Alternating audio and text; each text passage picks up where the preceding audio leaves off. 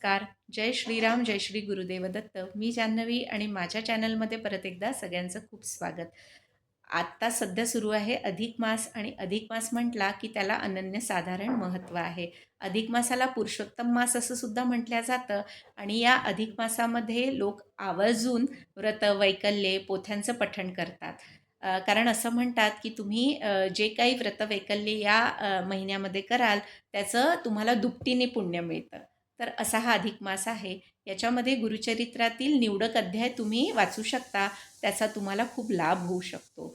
त्या अध्यायांमधील 4था अध्याय, 14वा अध्याय, 18वा आणि 21वा ह्या 4 अध्यायांना जास्त महत्त्व आहे. असं म्हणतात 4था जो अध्याय आहे तो कर्ज मुक्तीसाठी तुम्ही वाचू शकता. 14वा अध्यायाला तर खूप महत्त्व आहे. त्याला म्हणतात आकस्मिक अरिष्टाचे निरसन करणारा श्री गुरुचरित्रातील मेरुमणी. आणि 18वा आणि 21वा जो अध्याय आहे तो नकारात्मकता दूर करण्यासाठी तुम्ही त्याचं पठण करू शकता. त्यातील 4थ्या अध्यायाविषयीची माहिती आपण आज या व्हिडिओमध्ये बघणार आहोत.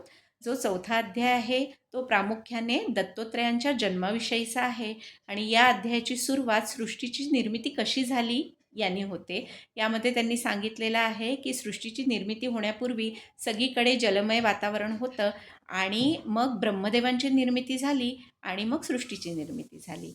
तर अशी ही माहिती आपल्याला या अध्यायातनं सुरुवातीला मिळते आणि त्यानंतर दत्तोत्रयांच्या जन्माची खूपच सुंदर कथा याच्यामध्ये आहे.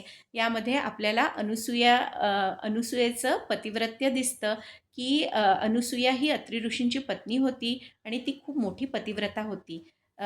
तिच्या तेजामुळे, तिच्या प्रभावामुळे देवसुद्धा तिला घाबरत असत आणि इंद्रदेवसुद्धा तिला भिवून राहत होते असं म्हणतात.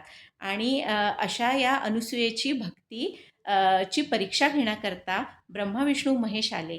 ब्रह्मा विष्णू महेश यांनी तिला भिक्षा मागितली आणि तिला ते म्हणाले की आमची एक अट आहे की तू निर्वस्त्र होऊन आम्हाला भिक्षा द्यायला हवी.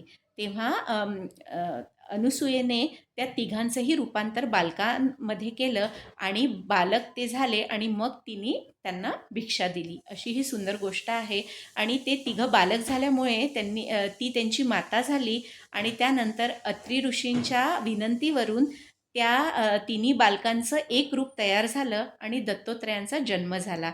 अशी ही दत्तोत्रयांच्या जन्माची खूप सुंदर गोष्ट आपल्याला या 4थ्या अध्यायातनं वाचायला मिळते. तर असा हा अध्याय 4था आहे. जो 14वा अध्याय आहे त्याची माहिती मी ऑलरेडी याच चॅनलवर अपलोड केली आहे. तुम्ही बघितली नसेल तर जरूर जाऊन ती बघा. त्यानंतर जो 18वा आणि 21वा अध्याय आहे त्याची माहिती लवकरच मी या चॅनलवर अपलोड करणार आहे.